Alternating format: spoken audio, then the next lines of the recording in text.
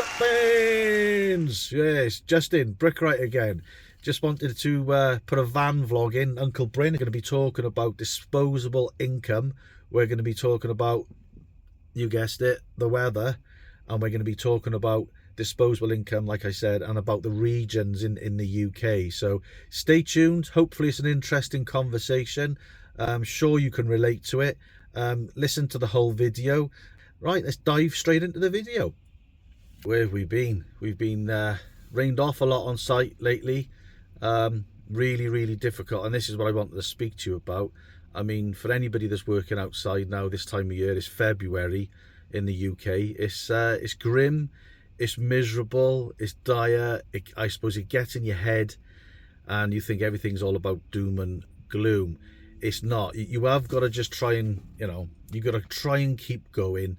I mean, it is difficult. It is really hard. For Fraser, he's right in the middle of trying to get a mortgage. Young Dayton, he's trying to get a car together. Me, it's the same. I got the house to pay for and the bills to pay for. The impact of these rainy days on a business, you could say, well, what you should do is save the money through the year when you're earning good through the summer. Chuck a little bit in a nest egg and live off that for the times you're going to be rained off through the winter months. I mean, that does work to some extent, but there's lots to consider, and I just want to run these things by you. So,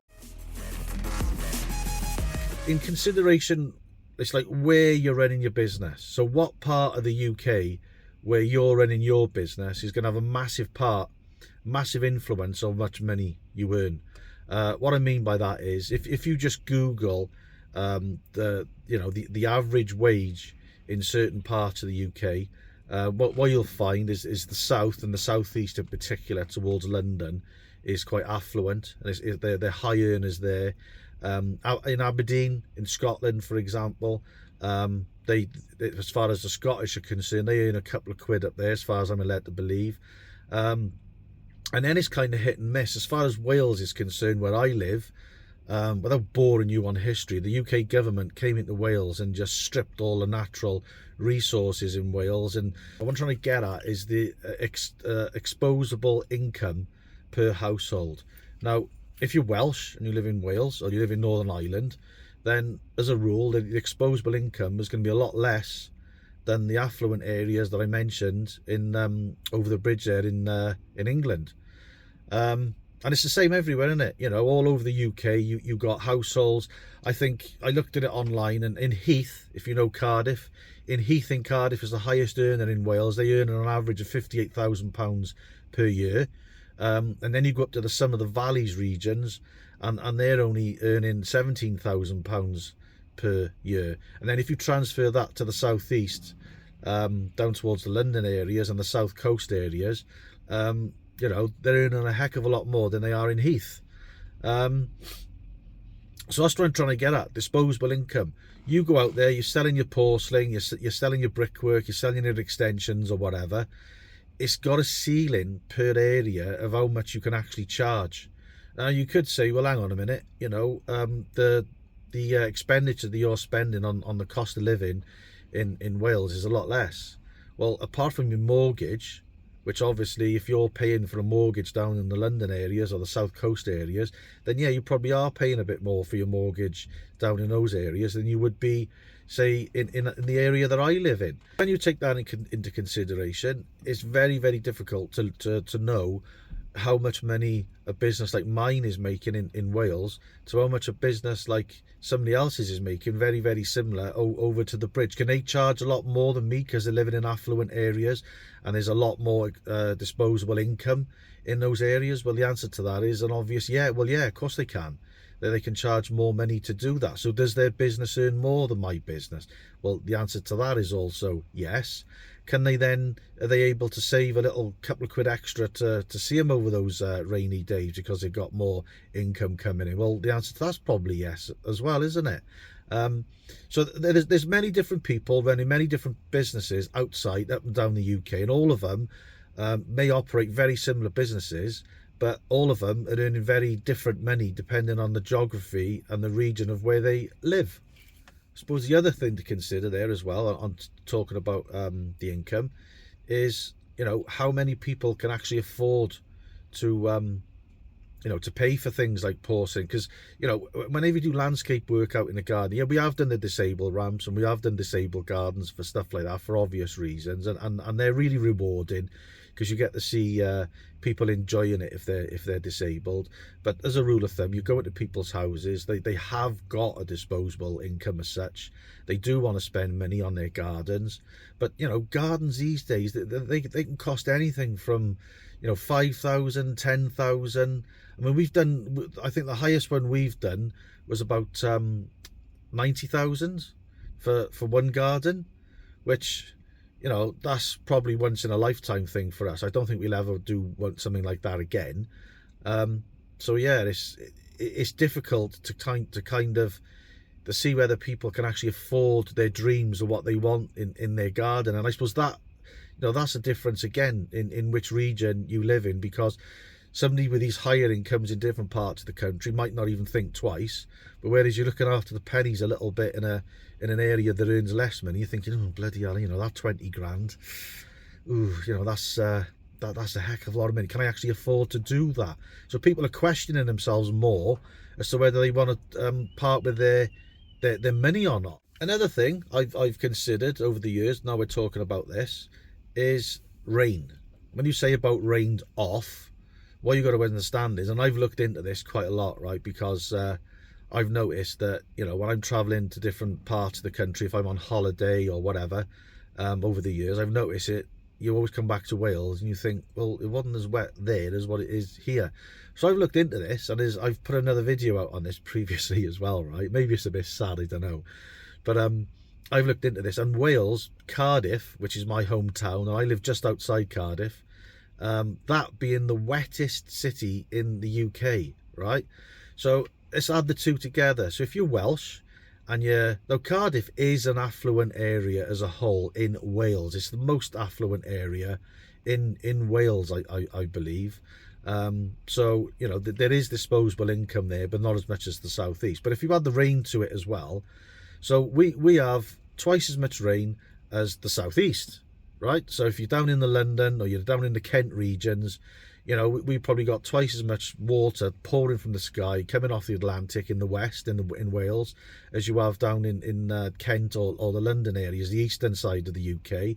Right? Even it's not far off, but even Glasgow and the Scottish regions have less rain than we do here in Wales. It's not by much, but it's you know, it is less up in the Scotland areas. So then if you add that, how many days you're actually having off for the rain in this wet zone where we live, and then you add it, you offset it to the disposable income, I think what you'll find is, if you're working in Wales like I do, you probably, and I'm not saying this for anybody to feel sorry, because I love my job, I'm comfortable, I'm okay, I'm doing all right, so it's not a thing of like, leave me loads of comments and, oh shit and hell, just I feel sorry for you. No, it's not about that. It's just putting it on the table and getting people to think, because this is a wet area. So how many days we have off compared to the drier areas is probably twice as much. So when you add the two together, they're probably on a heck of a lot more money down in the southeast than what we are over in the west, in Wales, in the UK. So if you think about those two things together, then I think that has a huge impact as to whether you can turn around and say, well, look, that little nest egg that I have saved through the summer is now going to save me the 2 months or the month I'm having off throughout the year, whatever it may be. It's probably more than that actually, but yeah, that's going to then offset that to pay for my wet time off. So do you think they find it easier to do that in the more affluent areas and drier areas than what it would be in our area? Well, yeah, I think they probably do. So these questions for me are regional questions, and it'd be really interesting for you guys out there running a business to leave your comments below, because it's really difficult, isn't it, this time of year? It's dark, it's dreary, it's wet, it's miserable. If it's not pouring down with rain in Wales, it's frosty.